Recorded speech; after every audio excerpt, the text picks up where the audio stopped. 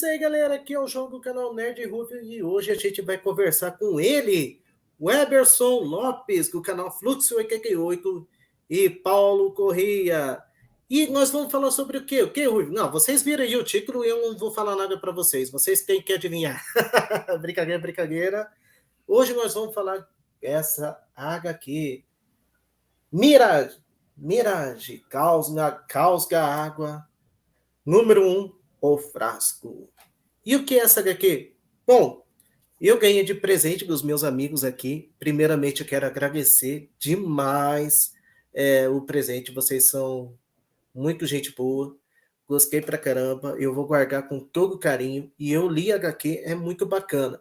Mas eu gostaria que vocês falassem um pouco, já que hoje o vídeo é dedicado para vocês. Vocês que vão falar sobre a HQ, o que vocês idealizaram.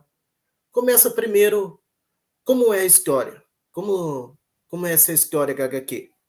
Começa um pouquinho aí.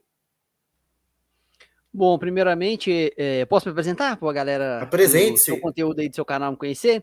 Então, galera, Opa. pessoal, só na mãe, eu sou o Eberson Lopes, do canal Fluxo 88. Lá, o Fluxo 88, nós somos um canal formado por 6 amigos com personalidades distintas. Lá nós somos um fluxo de informações nerd. Nós somos um DeLorean do entretenimento, indo no passado, presente e futuro, falando de tudo um pouco da cultura pop. E é com grande prazer aqui que eu estou aqui presente no canal do João.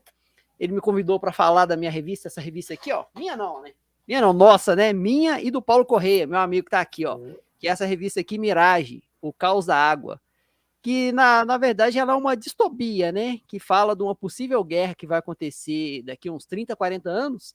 E num futuro não muito distante, a água ela vai se tornar o bem mais precioso. Aí essa é a premissa da revista. É meio que um Mad Max, só que em vez de a briga por petróleo, por combustível, a briga, no caso aqui, seria a água. Tem uma premissa bem interessante. Suspeitei desde o princípio. Pô, caraca. Uma coisa muito interessante que eu estava vendo aqui, deixa eu ver se eu lembro dessa parte aqui. Que a gente lê, mas a gente acaba esquecendo. O que eu gosto é mais dessas...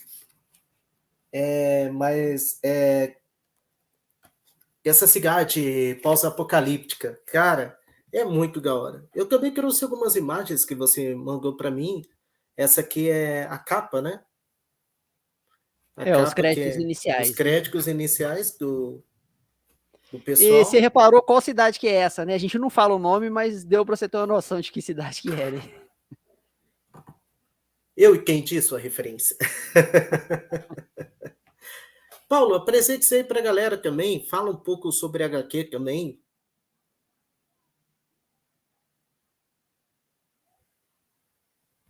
Camudo. Cara, beleza, liberei aqui. É o seguinte, cara, esse é um projeto bem antigo nosso, né? A gente começou esse projeto na infância, literalmente, um pouquinho depois, né? A gente estava na adolescência, ensino médio.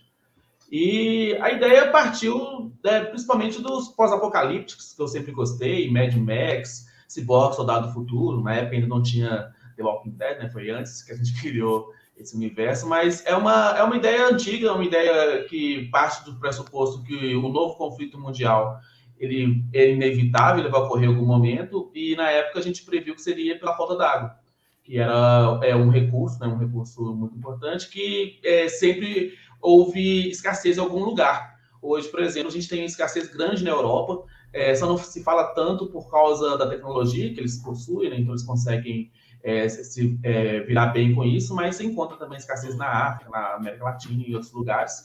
Embora haja tecnologia, como, por exemplo, em Israel, que é possível dessanalizar a água, ainda é um ponto conflitante em boa parte do mundo. Então, nessa época, a gente estava estudando isso, e eu tive a ideia, a partir de algumas histórias que eu li, algumas coisas que eu assisti, de criar essa história. Convidei o Elberson, na época, para que ele pudesse participar do projeto.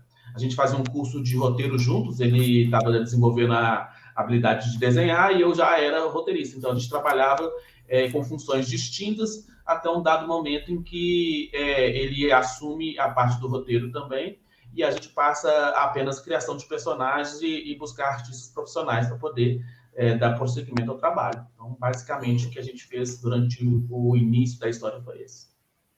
E o legal é que não é só um certo ponto do local que está um caos, uma destruição. É o mundo inteiro que está um caos, né? Uma corrida contra o tempo, para sobrevivência. Como se fosse um tipo apocalipse, que nem vocês falaram do... que nem Mad Max. Porque se eu me lembro, acho que foi o último filme que teve no Mad Max, também estavam sobre a água e tinham posse de alguém. E alguém tinha posse de toda a água do mundo. Sim, E, cara, sim. Esse é último. uma coisa incrível. Oi, pode Não, falar. pode continuar. Eu ia fazer um comentário sobre esse o último Mad Max, que é realmente o que eu não gosto tanto, por causa que a escassez, eles trabalham, por exemplo, petróleo. Cara, corrida o tempo inteiro, como que eles correm tanto se não tem petróleo? Não, é uma E teve boa, umas né, coisas cara? assim, interessantes, mas cara, assim, eles focaram muito na ação, é uma ação muito bem feita, cara. A Furiosa é um personagem maravilhoso, assim, Uhum. ele agrega muito calíptica, né? Fica um pouco mais um filme de ação do que um filme que trata a escassez com mais respeito. Fala sobre a falta d'água, fala sobre o controle d'água, que é o primeiro que trata isso, principalmente porque a tecnologia ela já é o suficiente para a gente viver sem petróleo. Brasil, por exemplo, amanhã acabou o petróleo, a gente usa etanol, acabou. Então, assim, Verdade, é um usa lugar. o álcool. Literalmente, o petróleo hoje não daria a mesma repercussão de um conflito que teve na época de Mad Max, principalmente pelo biodiesel, pelos combustíveis que a gente tem hoje disponível, né? Não necessariamente o carro elétrico, que ainda está um pouco distante da massificação. Mas a ideia é legal, assim, eu só fico assim, porque como a gente é roteirista, você acaba pensando, cara, se fosse eu que tivesse feito isso, eles estariam metendo pau no meu trabalho. Agora, como é uma obra grande, então os caras, eles literalmente ignoram esses pontos, assim, que irritam a maioria dos nerds, né? A ideia é bem simples. A gente não assiste só, a gente analisa, né? Então, esse é o problema. Mas é uma história bem interessante, que é basicamente que ela estabeleceu o que é o pós-apocalipse. Mad Max, ele cria basicamente a base. Olha, é isso o pós-apocalipse. A partir do que eles fizeram, outras pessoas criaram, tiveram outras ideias, assim vai. Mas Mad Max, ele estabelece um ponto de partida interessante para todo mundo que veio depois. Acho bem legal por isso. Pô, que massa. O legal é, tudo bem que a gente também vê vários filmes sobre o apocalipse, temos apocalipse zumbi, temos de doenças, temos de vários outros métodos, invasão espacial. E o mais interessante é que essa história foi trazida mais para o mundo real. Mais para o mundo real, como seria uma versão Sim. realista de algo fictício. Isso que eu achei um ponto muito interessante. Eu posso destacar um Sim, ponto a gente aqui? busca. Só deixando claro, é porque algumas pessoas estão conhecendo a nossa obra agora, e aí eles me perguntam com relação mas está falando de uma distopia que vai ter falta d'água e tal, mas só deixando claro, na nossa obra, a água, ela não desapareceu por completo, não. Na verdade, o que acontece aqui é a dificuldade para ter o acesso à água potável. Só deixando isso claro, porque se você ler o revista, você vai ver que tem umas partes aqui do deserto e tal, aí, lógico, no contexto da história e tal, tem um processo aí de 200 anos, tem efeito estufa, derretimento das calotas, aumento da temperatura, desertificação, principalmente na Europa. Só que aí, alguns trechos tem a questão de ficar árido e tal, só que a água ela não desaparece, é o que eu tô falando. É o acesso à água potável. Só deixando claro. Por isso, igual você falou, que a nossa obra, o nosso quadrinho, ele é bem pé no chão. A gente não escreveu ela, a gente escreveu a obra, foi com bastante pesquisa, o que poderia ser possível, entendeu?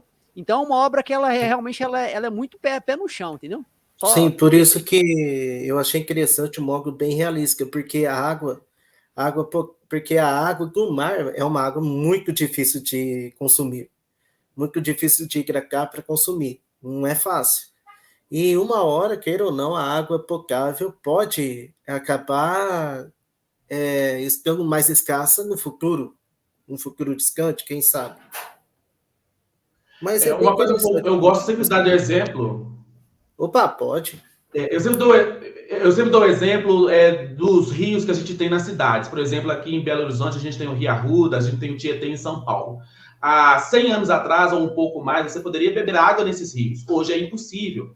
Então, a água que existe próxima às cidades, essa água, ela não é possível que você acessar. Então, você não tem como beber a água do Rio Arruda, do Tietê. Então, a água que existe nas cidades grandes é uma água que que não é potável. Então, essa é a diferença. A água existe, mas ela não está acessível ali para se hidratar, para nossas necessidades. E como eu falei, hoje tem tecnologia para dessalinizar a água. Por exemplo, Israel, eu acho que 80%, 60% das águas deles lá já são dessa forma. Mas você precisa de uma tecnologia muito grande e em grande escala. O Israel é muito pequeno, né? Então, tudo que faz Israel funciona.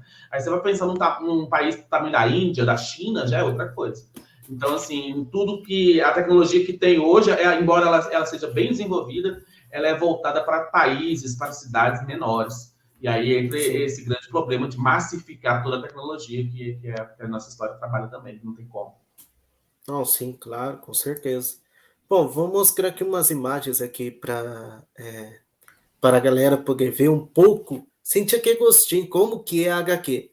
Eu não quero mostrar não, que essa aqui é minha, hein? Bom, vamos mostrar aqui. O que eu mais gostei, não sei se dá para vocês verem certinho as imagens. Acho que dá para ver certinho aqui, né? Senão eu arrumo outra forma de poder ver as imagens. Aqui tem essas imagens aqui, eu acho que aqui dá para todo mundo ver certinho. Explica um pouco onde que é esse local. Bom, eu acho que no terceiro quadro aí já fica mais nítido, né, galera? Isso aí a história começa em Paris, na Ah, França. Inclusive, essa arte inicial, essas primeiras páginas, é do Eduardo Pansica. O Eduardo Pansica, ele tinha contrato com a DC Comics. Na época, eu não sei se ele está trabalhando ainda, mas na época ele estava trabalhando com Batman, com Batwing. Então ele ficou alguns anos com um contrato de exclusividade da DC Comics. Aliás, todos os artistas que participaram da construção da Mirage, da parte visual, todos eles trabalharam para Marvel, DC, Dynamite, Neil Dark Horse. caraca! Caraca, que massa! E é bom ter uma galera assim que já trabalhou em empresas de peso para ver como que é grande, como o pessoal é profissional. Mas sabia que eu sou tão besta que eu acreditava que era da Inglaterra isso aí. Ai, que burro, dá zero pra ele. Eu juro que eu pensava que era Inglaterra, cara. Juro para vocês. Agora vamos aqui na outra imagem aqui que você me enviou. Nós temos o caos, o pessoal brigando, o povo brigando pela água, né? Exatamente, aí já é a distopia pura. Aí você vê que a população, por mais que ela esteja sofrendo da falta de água e também da miséria, né? Porque sem água, produzir alimento fica meio que inviável, né? Você vê que a população da cidade ela é até grande, né? Chão que o Paulo criou aí o conceito dos neoburgos, são os novos burgos do século 22, 23, entendeu? Porque nessa era da Mirage, o mundo ele regressa tipo uns 1000 anos, entendeu? Então toda a tecnologia que a gente tem hoje aí não existe mais. Em tese, na Europa e nas áreas mais devastadas. Caraca. O caos devastou tanto que nem tecnologia existe mais. Em boa parte do mundo, não. Tem uma frase que eu não sei se o Elvis chegou a te enviar, que é uma citação do Einstein, que ele diz o seguinte: não sei como será a Terceira Guerra Mundial, mas a quarta será de paus e pedras. Então, ele fala sobre essa devastação da tecnologia. Imagina, por exemplo, a gente, um cidadão comum, imprimir um microchip, que hoje você vai encontrar só em lugares com muita tecnologia. Isso é impossível. Então, com a guerra estourando, a tecnologia ela vai sendo restrita a poucos lugares. E aí a grande população ela perde o acesso. Por exemplo, um carro a gente precisa comprar, não tem como você fazer um carro do nada. Então, quando a guerra estoura, as grandes indústrias elas param de produzir. Então, a tecnologia ela passa a ser escassa, ela passa a ser mais reduzida e controlada por quem surge como sendo os novos tiranos da época. Caramba, hein? Ó, eu tô bem impressionado porque, além de ser um tom bem realista, ela é um pouco pesada, né? A Mirage, ela é voltada para o público adulto. Não chega a ter coisinhas adultas, não, mas violência pode ter certeza que vai ter bastante. Bem do estilo Mad Max, entendeu? Tá bom. Não, eu acho que é bem que o público gosta, né? É o estilo que o público gosta, porque hoje em dia a gente não quer ver mais coisas românticas demais, romantizando tudo. Ele quer ver pancadaria hoje em dia, né? Porque apesar da nossa revista ela ter artistas que trabalharam com Marvel e DC, desse nicho nicho não, né? De super-heróis, ela não é uma revista, ela foge desse, digamos, desse clichê de super-herói. Ela é uma revista desenhada por artistas que têm o hábito, assim, são profissionais para desenhar super-heróis, mas não é uma história de super-heróis. Então a nossa história, ela meio que foge do lugar comum, não é uma história de super-heróis, entendeu? Ela é bem realista. Tem estética de super-heróis, mas não é de super-heróis, entendeu? Bom, então assim sim. Bom, então vamos continuando aqui. Eu gostei muito da capa, como muitos já viram, ó, tem aqui a minha revista, mais uma vez eu agradeço.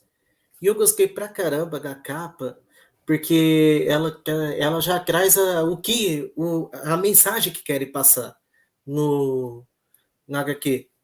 Pra ver como o que vai acontecer, né? Mas quem teve essa ideia de criar capa assim?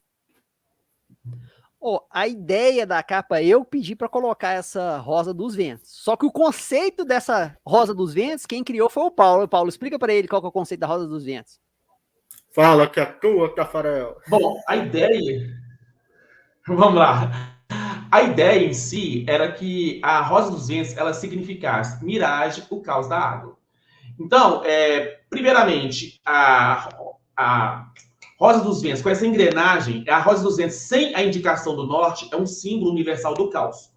Então, toda Rosa dos Ventos que você vê, ela tem dizendo onde é o norte. Quando não se indica o norte, a Rosa dos Ventos, ela significa caos. Então, a primeira indicação do nome da história está na Rosa dos Ventos, não indicando onde é o norte. A segunda coisa é essa engrenagem. Essa engrenagem, ela move o nosso universo, o Walter Caos, mas ela também é movida pela água. Então, eu tenho a água jogando e sendo jogada toda essa engrenagem que é o universo que a gente cria.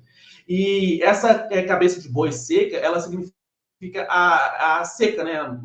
Essa cabeça de boi, ela significa a seca. Então, toda vez que você vê uma cabeça de boi assim, você vai lembrar de deserto, de falta d'água. Então, as cores também são voltadas para uma água mais turva. Então, a ideia é que a Rosa dos Ventos ela seja o centro então, do desenho, que a engrenagem sem o norte, o caos, e esse caos ele é criado e ele é alimentado e retroalimentado pela água. Essa é a ideia. O miserável é um gênio! Cara, eu adorei. Verdade. E obrigado pela ajuda. Viaja bastante. Bom, agora continuando aqui, cara, essa imagem me impressionou, velho. Tá boa. Por isso que eu falei que a revista ela é para adultos, porque ela tem bastante violência. E se você reparar, as cores da revista, apesar de ter essa borda preta, a borda preta, na verdade, ela é para realçar ainda mais as cores. Porque são que a cores... maioria dos quadrinhos sempre tem, né? A grande maioria dos quadrinhos sempre tem bordas assim, né? Porque as cores, se você reparar, são cores quentes, né? Justamente para remeter a aridez, a escassez de água. Inclusive, as cores são do Alzir Alves, que, inclusive, ele foi indicado, ele foi finalista, na verdade, né? Do troféu HQ Mix em 2015, justamente por causa dessa revista, da Mirage. Ele foi um dos finalistas como melhor colorista no troféu HQ Mix. Infelizmente, ele não ganhou, porque ele estava concorrendo com os caras realmente muito top, entendeu? Mas ele foi indicado a finalista do prêmio HQ Mix por causa da Mirage, por causa das cores que ele fez na nossa revista. Cara, que legal, parabéns. Pode falar. Essas cenas, elas também, elas homenageiam duas histórias que eu usei como referência. Mad Max, você vê o cara morrendo, ele basicamente está vestido de Mad Max, e também um filme do Van Damme chamado Cyborg, do Dragão do Futuro. Ele começa com uma disparada, né? Um personagem fugindo, outras pessoas procurando, né? Correndo atrás dessas pessoas. E essa é uma excelente estratégia para você apresentar o universo. Toda vez que você tem alguém disparado, você tem várias cenas e cenários sendo mostradas de um curto período de tempo. E aí você utiliza essa estratégia para mostrar o que tem em volta. Aí as pessoas veem a aridez, veem os punks, veem as pessoas ali mendigando água. Então você consegue apresentar o universo de maneira rápida, utilizando uma estratégia simples. Essa foi a ideia inicial das primeiras páginas. Pô, que massa. E fala um pouco quem é o personagem principal dessa história. Só para o povo poder sacar. Cara, nós temos 3 personagens principais, né? É um trio que ele vai se alternando em protagonismo. Mas, por exemplo, nessa página a gente tem a Pietà. A Pietà é uma cientista que ela cresce num universo separado do universo tradicional da história que a gente cria. Então, ela é uma cientista que cresce sem escassez. Então, ela representa o nosso tempo atual. Então, ela representa a abundância, ela representa água acessível a todos. Então, ela representa o que a gente tem de conhecimento, o mundo comum, que a gente chama em narrativa, né? Então, a gente tem o mundo comum e a fantasia. Então, ela representa o mundo comum. Ela é o elo entre o leitor e que é um dos principais. Caraca. O próximo personagem que a gente tem... Sim. E aí, além da Pietà, a gente tem o T-Bone, que é um personagem que ele está no meio do caminho. Ele representa o mundo em caos, mas ele conhece como era antes. Então, a maioria das pessoas já não tem mais uma lembrança ou conhecimento de como era antes. Então, esse T-Bone é um personagem que faz a interseção entre o mundo comum e o mundo da fantasia. E a gente tem um terceiro personagem, né, que é o Shide, que ele já representa o mundo da fantasia puro. Esse é o T-Bone, que o Elvis está mostrando. Mostra ele de novo. Mostra ele ele vai falando. Vamos falar. Isso. Esse é o T-Bone que representa, então, a interseção entre o mundo comum e o mundo da fantasia. E o outro que eu falei é o Shide, que já representa somente o mundo da fantasia. Então, cada personagem ele faz a conexão com uma espécie de universo. Então, o Shide ele já é o personagem comum a toda essa narrativa de escassez, de guerra, de conflito. A Pietà ela não conhece nada disso, então ela está alheia a como é viver sem água. Então eu tento criar personagens que vão se identificar com cada parte da narrativa e eles vão tentar interagir entre si para a gente conseguir ver o que é viver nesse mundo tão caótico. E a história inteira traz o caos, né? Traz a falta de previsibilidade, a falta de coerência com muita coisa que a gente vive hoje, então a gente não consegue fazer muito essa ponte. Então, os personagens são usados para apresentar esses pontos de vista. Cada personagem tem um ponto de vista distinto e um ponto de partida diferente também. Essa é a ideia dos 3 personagens principais. Bacana. O mais interessante é uma personagem que vivia tranquilo, num local onde tinha muita abundância, era um local tranquilo e do nada se vê um mundo cheio de guerra. Acho que é meio que difícil para ela, né? Uma personagem vai ser bem mais difícil para ela, onde estava num lugar tranquilo, de repente do nada já vive em um caos. E personagem que vive na fantasia, cara, esse que eu achei bem mais interessante.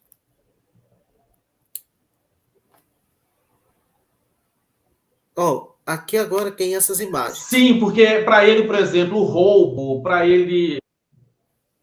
Uhum. Sim, essa imagem, o que acontece? Em cada universo, a gente tentou pensar em situações específicas. Aí, eles pegam uma pessoa que tinha roubado, né, uma água, e no caso, uma criança, e o que você faz com uma pessoa que rouba no mundo de hoje? Você chama a polícia. Então, o que você deve fazer? Você deve entregar ela à justiça, a justiça vai julgar, ele vai ter o direito à defesa, vai ter todo um processo. Ali é mais ou menos assim, a incorporação do juiz Dredd. Ele julga, ele pune, ele faz tudo ao mesmo tempo. Porque já não tem mais essa separação. Porque o que a gente entende de justiça hoje é, basicamente, ligado ao país democrático de direito, ao país em que você tem acesso a um processo legal e o que o Estado pode te oferecer. Ali não há Estado. Ali, então, se alguém rouba, você pune. É algo que acontece em alguns lugares do mundo, hoje ainda acontece em favelas, acontece em cadeias, onde o Estado ele não age. Então, ali eles pegam uma criança que teria cometido um roubo e eles punem essa criança a partir do que foi feito. Essa é a lógica de um mundo escasso. Então, não tem quem chamar, não dá para chamar a polícia, não dá para julgar, não dá para pensar, não, é muito novo para poder fazer, a gente vai ter que julgar de forma diferente. Então, a gente pensa que num mundo sem o Estado, sem a justiça, as coisas seriam resolvidas à moda antiga, basicamente. Ou seja, cada um por si e sobrevivência. Sim, a lei do mais forte. Caramba, hein?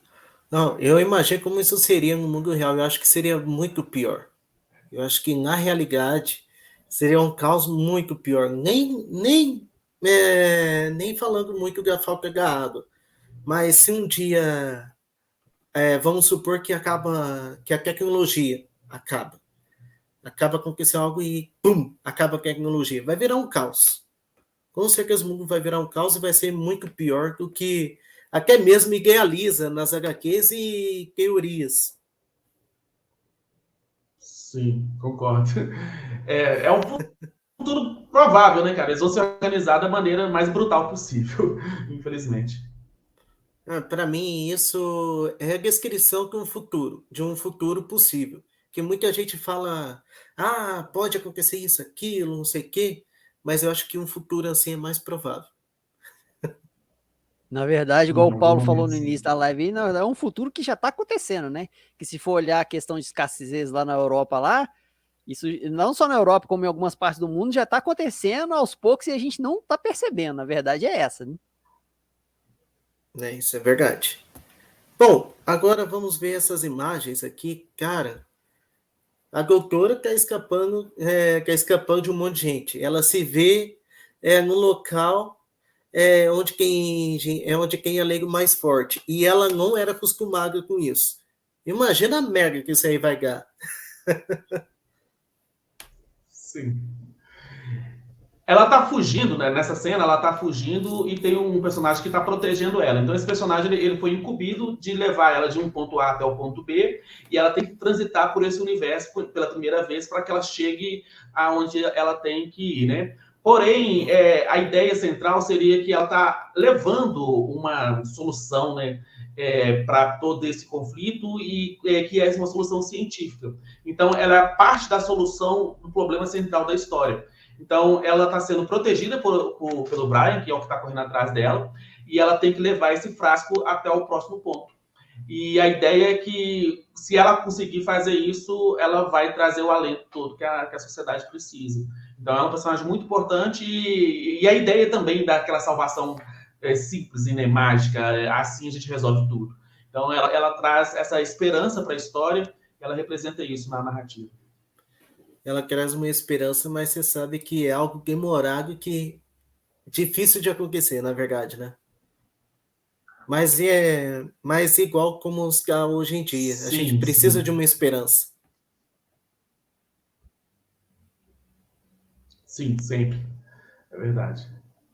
Bom, vamos para a próxima imagem aqui.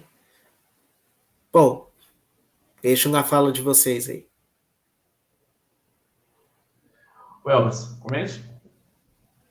Isso aí, na verdade, ela tá fugindo do personagem Slave Dog, que é o Punk que tá perseguindo ela, e aí, igual o Paulo falou, aí a gente começa a fazer a apresentação do mundo, né? Ela tá no Neoburgo de Paris, e aí ela vai vendo como é que é a sociedade fora da utopia onde ela vive.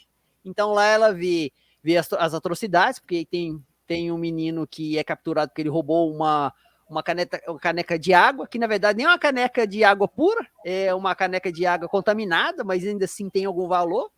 Aí ela vai vendo que a água ali, ela é uma moeda de troca, em vez de... Eu acho que tem até uma cena, não sei se é antes ou depois, que mostra onde tem um mineiro que ele achou uma pepita de ouro e tá querendo trocar. Aí o cara veio para ele, o que eu vou fazer com uma pepita de ouro? Eu não posso comer, eu não posso beber. Isso, o ouro, o dinheiro nessa era da Mirage, ele simplesmente não vale nada, porque o que você faz com uma pepita de ouro? Tem um valor simbólico pra gente na era que a gente vive, mas numa era de escassez, que você não tem nem água, você não tem nem comida, o que você vai fazer com a pepita de ouro? Nada.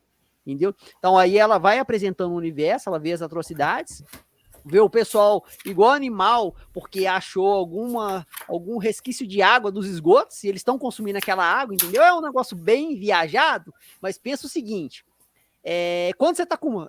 A gente nunca... Eu acredito que ninguém aqui tenha enfrentado fome na vida, mas dizem que a fome é negra. Então, se você passar por uma situação onde você não tem nada para comer, o que aparecer na sua frente que servir como uma proteína, seja uma minhoca ou um verme, se você estiver com muita fome, não tiver nada, tem pessoas que falam que você comeria. E eu não duvido. Aí é a mesma coisa, se você não tem nada, e água é até pior porque o nosso organismo, se eu não me engano, ele fica, acho que é no máximo até 72 horas antes de ter uma falência múltipla dos órgãos. Então, se você não tem nada e você achou uma poça de água suja, lá que mosca, que tem dengue, seja o que for, e você não tem nada para beber, eu não duvido que a pessoa vá beber aquele tipo de água.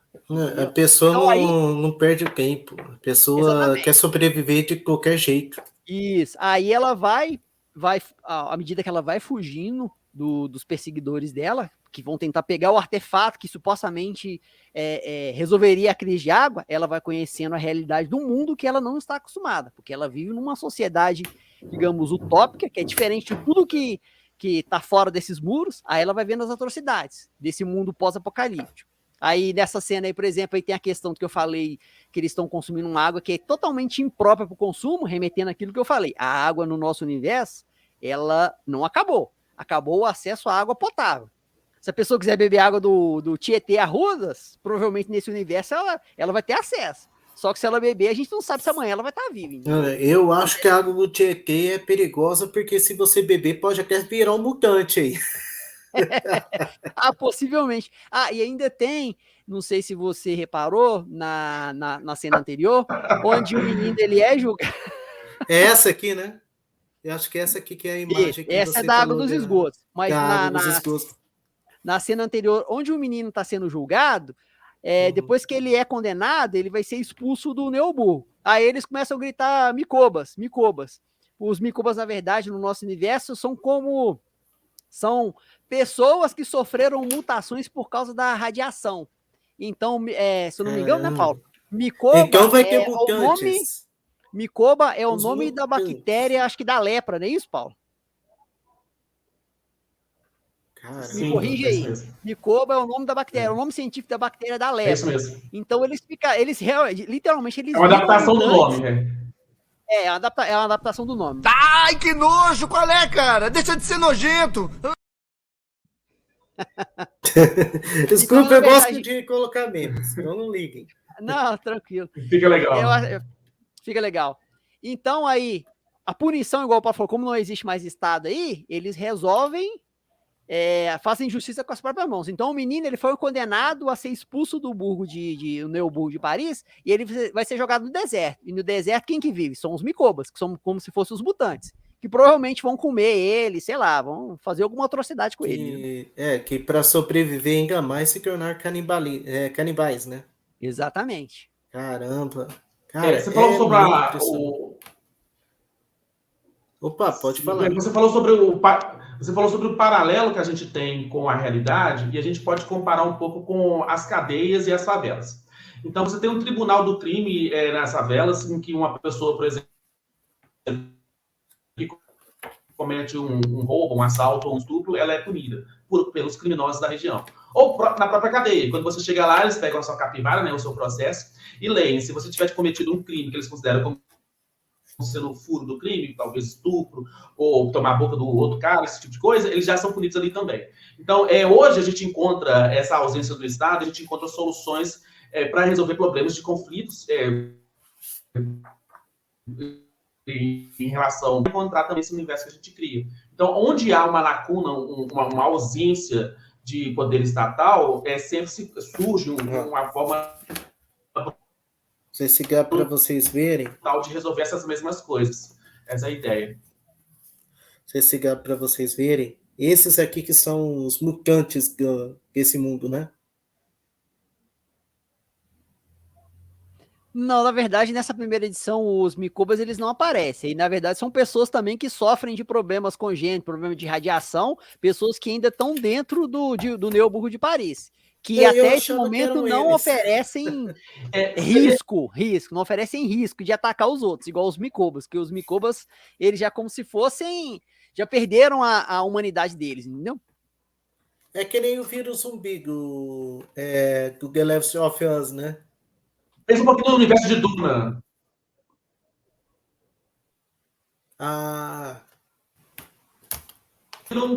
Controlar, vamos dizer assim, o deserto. Então, eles são mais adaptados ao deserto, eles vivem com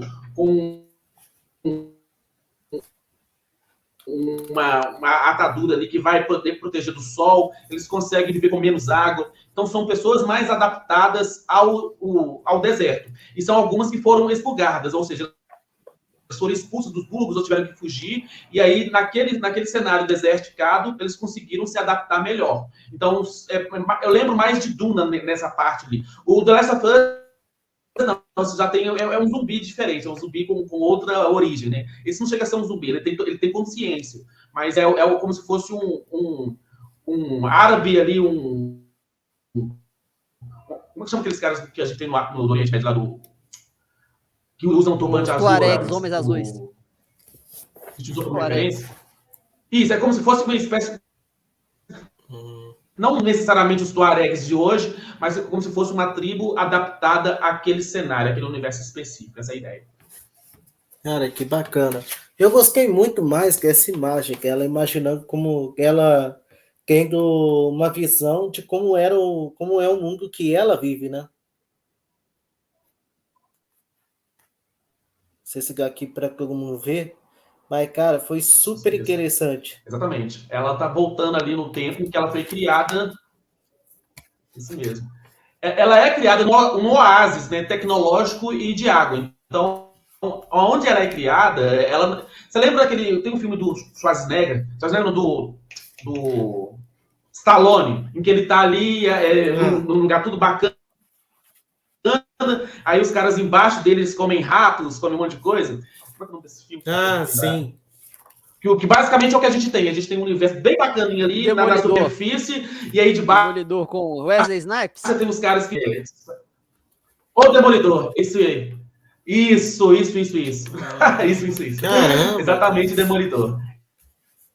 E aí você tem essa dicotomia, né? Você tem quem vive a superfície e quem vive debaixo ali das cidades. É mais ou menos por aí. Ela está na superfície, vamos dizer assim, da nossa história. Cara, bacana. E é uma história muito bacana que vale a pena conferir. E eu recomendo para todo mundo.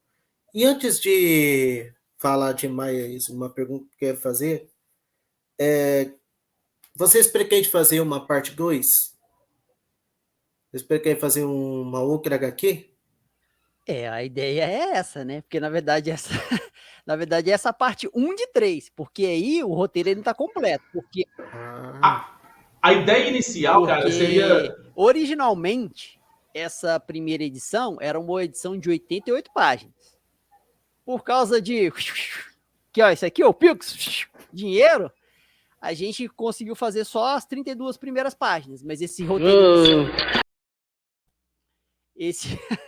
Esse arco inicial aí é de 88 páginas. Esse é só um terço do primeiro arco, entendeu? Oh, que bacana, cara. Parabéns. E o trabalho de vocês é muito bom. Vale muito, muito a pena conhecer. E já que eu estou falando muito que vale a pena conhecer, aonde encontrar o livro? Aonde encontrar a HQ?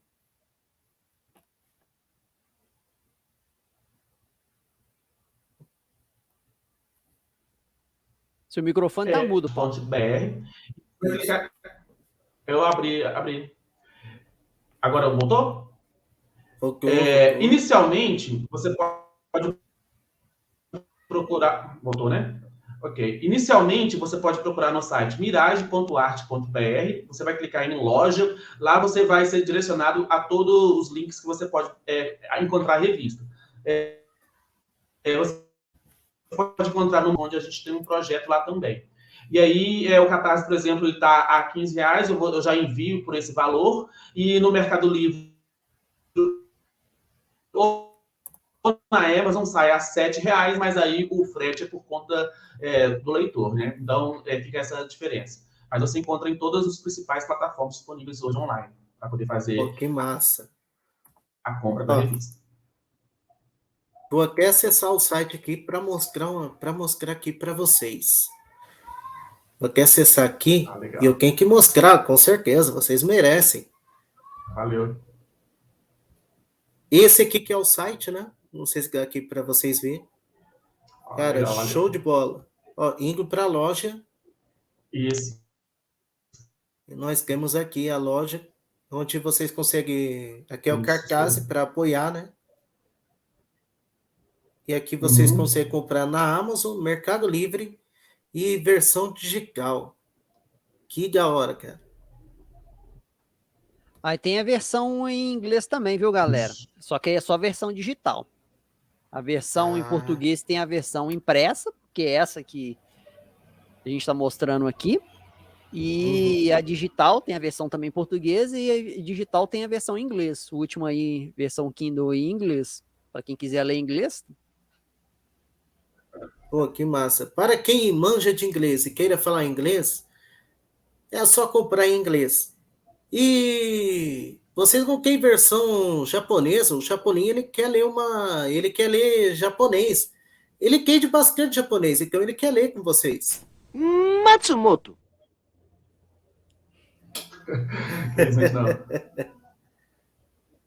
Bom, Oi, pode falar. Gravando aqui. Mas, cara, é uma HQ legal que vale a pena conhecer, como a gente já falou. Ela fala muito sobre acontecimento, mistura ficção com realidade. Isso é uma coisa muito legal. E é meio que passa uma mensagem, né, para o público. Tomarem cuidado, né? Que estejam preparados para algo maior, né? Exatamente, porque o tema de conscientização com relação aos recursos hídricos, que é o ponto central da nossa história, né? Ela é uma distopia, mas uma distopia bem, assim, pés no chão, né? Se você... Tem umas viagens, igual os negócios dos micobas aí e tal, mas o enredo em si, a trama que o Paulo desenvolveu, ela é bem pé no chão. Aí só para explicar para a pessoa, porque muita gente também me pergunta, mas o Paulo é o autor, você é o roteirista, mas como que funcionou? Funcionou assim, o Paulo, ele é o idealizador do projeto, ele teve as ideias, e eu ajudei a desenvolver o roteiro, a escrever. Então ele tinha a ideia, tinha uma cena tal, e a minha função era de tornar essa cena crível. Então eu escrevi o roteiro para que a história se tornasse funcional. Mas as ideias, tudo que eu escrevi foi com base nas ideias que o Paulo forneceu. E só para comentar aqui, além de ter ajudado a ter escrito o roteiro, eu também fui o criador dos concept art dos personagens. Então toda a arte que você vê aí, ela é baseada nos desenhos iniciais que eu fiz. Os concept art, os conceitos dos personagens, foi tudo que eu desenvolvi a partir das indicações e as ideias do Paulo, entendeu? E meio que deu uma coordenada também na arte, questão de cor, tal, entendeu? Eu fui orientando o Alzir que tipo de cor quente, entendeu? Para que casasse com a ideia de aridez, entendeu? Então quer dizer que vocês são Jack Kirby e Stan Lee dessa nova HQ? Matsumoto. Bem mais ou menos, né? Porque meus desenhos, assim, nunca chegaram no nível do Pansica, do... Posso falar o resto, explicar o que cada um dos membros fizeram, João? Pode falar. Fica então, aí no caso o Paulo foi o idealizador, né, o autor, e o que realmente enfiou a mão no bolso para que o projeto saísse do papel. Aí eu ajudei, desenvolvi o roteiro com base nas ideias dele, fiz os concept art dos personagens. Aí entrou o Eduardo Pansica, né, que Ele foi o artista que, na verdade, puxou os outros artistas, né? Porque ele estava, na época, trabalhava para DC. Inclusive, ele é professor na mais renomada escola de quadrinhos aqui de Belo Horizonte, que é a Casa dos Quadrinhos. Inclusive, ela tem até um apoio, se você reparar atrás tem o apoio da Casa dos Quadrinhos. Ele é professor lá. Deixa eu mostrar aqui, que eu vi aqui, né, é esse final aqui, da Casa dos Quadrinhos. Isso. E aqui também tem uma foto. Se dá para ver direitinho aqui. Isso. Aí o Pansica, o nome dele, né, porque como ele tem um currículo invejável, atraiu o Geraldo Borges, né? O Geraldo Borges, ele fez acho que 2 páginas, eu acho, porque na época ele estava trabalhando para DC também, ele estava desenhando o Aquaman, aí ele meio que ficou sem tempo, então a participação do Geraldo Borges foi só de 2 páginas, na época ele estava trabalhando com o Aquaman. E tem o José Luiz também, que o José Luiz, se eu não me engano, hoje em dia, depois eu vou até confirmar com ele tinha contrato de exclusividade com a Dynamite. Que massa. Ele estava desenhando, ele também desenhou, ele teve participações na DC também, agora não estou lembrando dos títulos, mas ele já desenhou para a DC também. Aí, da metade para o final da revista, quem desenhou foi o José Luiz. Inclusive, depois, quem tiver interesse aí, os desenhos desse cara, além dele ser uma grande pessoa, um cara super gente boa, porque todos ali fizeram um precinho camarada pra gente, né? Ainda assim, fazendo um precinho camarada, o preço por página aí ficou bem salgadinho, mas tudo bem, entendeu? Eles foram camaradas e fizeram um preço bem em conta pra gente. O importante depois, quem tiver interesse, né, de pesquisar, o Instagram do José Luiz é José Luiz _arts, não, _pencius, entendeu? O trabalho dele é foda, viu? Foda. Ele faz umas commissions, principalmente ele faz adaptações de animes, principalmente Cavaleiro do Zodíaco, só que ele desenha como se fosse desenho de super-heróis, de quadrinho americano. Fica essa aí é legal, pô. Eu gosto como seria uma versão americana dos personagens. Embora a versão americanizada do Goku, eu não gosto, não. Aí veio o Alzir Alves também, o Alzir Alves, que é o colorista, né? Ele também é agenciador de artistas lá no Ceará. Inclusive, o José Luiz, o Alzir Alves e o Luiz Carlos, que foi o letrista, eles são todos do Nordeste, tá? Inclusive, gente, o Nordeste tem uma leva de artistas fantásticos que trabalham para fora, para Marvel e DC, viu? Principalmente no Ceará. Caraca, que massa. Sobral, lá de Sobral, tem uma galera boa que trabalha para Marvel, DC, Dynamite, Dark Horse, entendeu? São artistas assim fantásticos, entendeu? O José Luiz, o Alzir e o Luiz Carlos são todos do Nordeste, Ceará, entendeu? O Pansica é daqui de Belo Horizonte. Caraca, o Geraldo Boss também, o Geraldo Boss, se não me engano, é do Ceará também. Caraca, que massa, cara. E é muito legal trabalhar com pessoas legais assim, que conhecem ainda mais aprofundado o universo que a gente mais gosta, né? Que é o universo super-heróis e ação. Bom, mas antes, tem mais alguma coisa para falar, Paulo?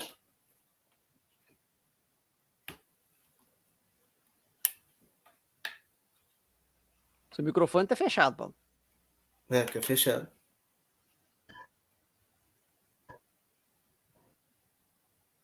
Não. Pode falar.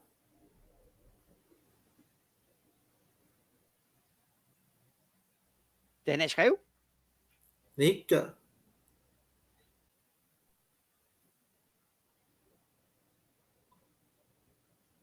Pode falar. Cara, então assim, em resumo, o que é importante para a gente?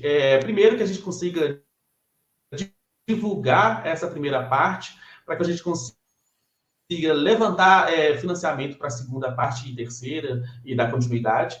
Então, como o Elberson chegou a citar, a gente financiou isso tudo do bolso, então a gente teve que pagar os artistas, pagar a impressão,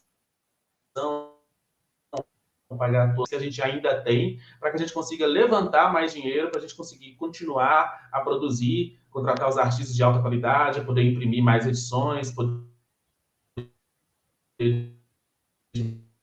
divulgar com qualidade, que vocês comprassem, né, as edições que a gente tem ainda, para que a gente consiga imprimir a segunda parte, depois a terceira e assim vai.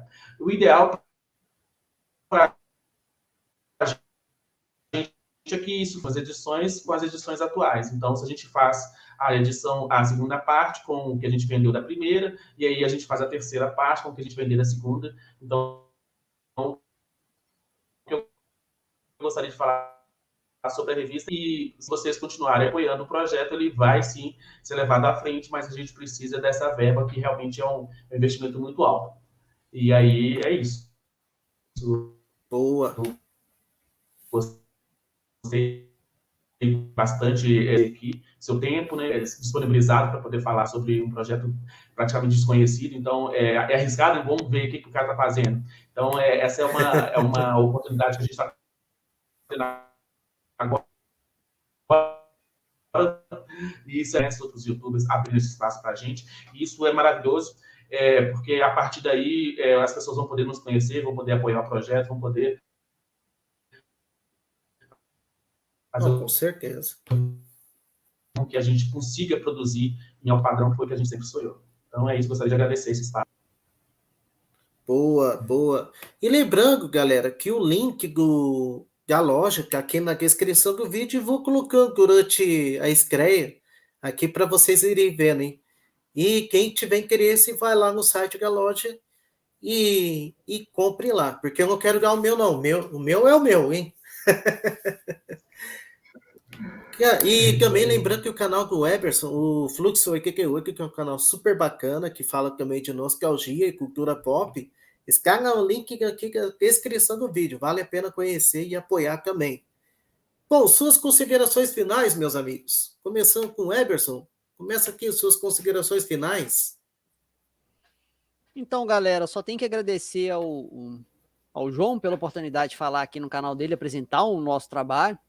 Como eu apresentei no início, quem não me conhece, vai lá, conhece o nosso canal lá, o Fluxo 88. Na verdade, o Fluxo 88, eu estou nesse projeto do Fluxo 88 justamente para alavancar projetos como esse aqui, ó.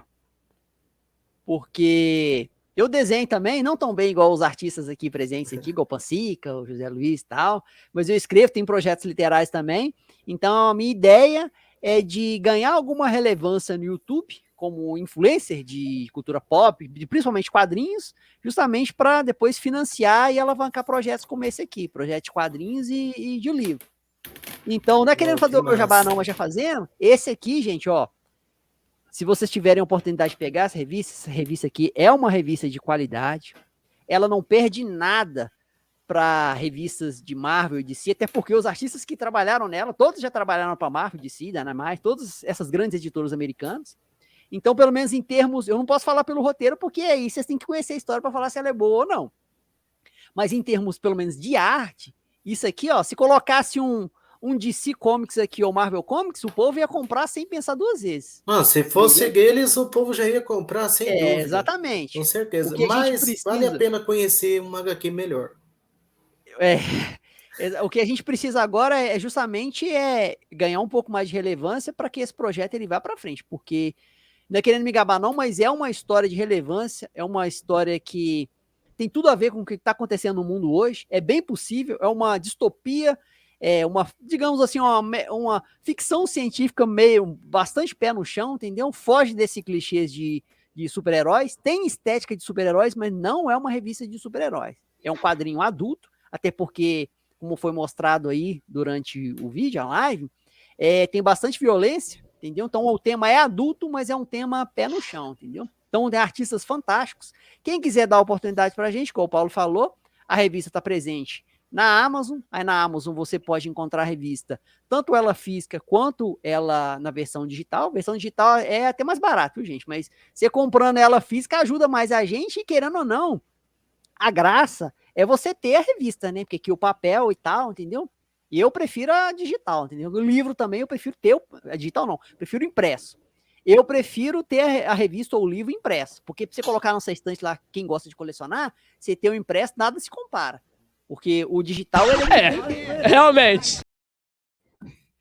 Mas o impresso é muito mais legal. Então, quem quiser conhecer o nosso trabalho, você encontra na Amazon, a versão impressa e a versão digital, tem no Mercado Livre também, e também no Catarse. O Catarse é o seguinte, vou ser sincero aqui, o Catarse, se vocês comprarem por lá, ajuda mais a gente, porque, ó, o desconto, ele é menor. A Amazon, a vantagem é que na Amazon, quem comprar mais na Amazon, a gente vai ter mais divulgação. Mas em termos disso aqui, se vocês puderem comprar no Catarse, ajuda a gente mais, ó. Em termos disso aqui, entendeu? Aí vocês veem aí, ó. Mas se você quiser comprar a versão digital lá, R$5 também, ajuda a gente pra caramba também, entendeu? Então, vejam o que é melhor pra vocês, mas dê uma chance, porque esse aqui é um quadrinho nacional, mas é um quadrinho nacional de qualidade. Então, eu só tenho que agradecer ao João pela oportunidade aqui de estar falando no canal dele, entendeu? Quem quiser conhecer mais um pouquinho do meu trabalho, vai lá no Fluxo 88. A gente fala de tudo um pouco da cultura pop.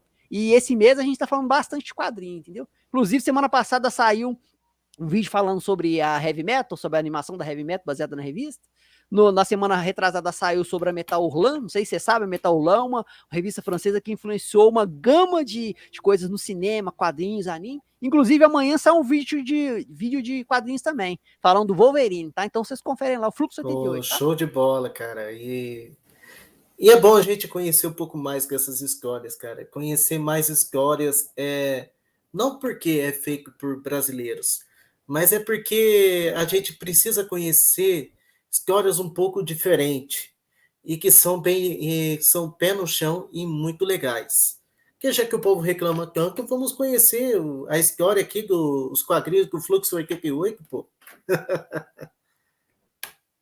Bom, primeiramente, eu quero muito agradecer, principalmente pelo presentão, porque, como você falou, Eberson, eu também gosto de revista impressa, porque a gente deixa ela para colecionar, e quando a gente tiver aquela vontade de ler, porque eu acho que é muito mais legal ler impresso do que ler do que ter um digital, porque é minha opinião, mas digital você vai ficar lá, será que eu leio? Será que eu não leio? Tá.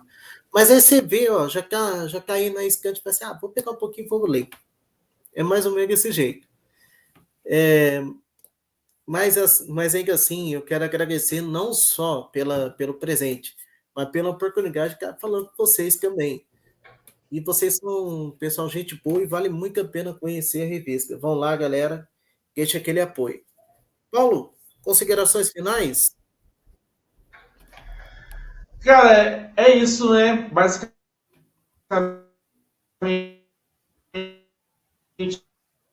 eu gostaria de agradecer. A gente vai ter sim a possibilidade de continuar a produzir essa revista, principalmente com a ajuda de vocês, dos YouTubers que estão abrindo esse espaço para a gente. E espero que quem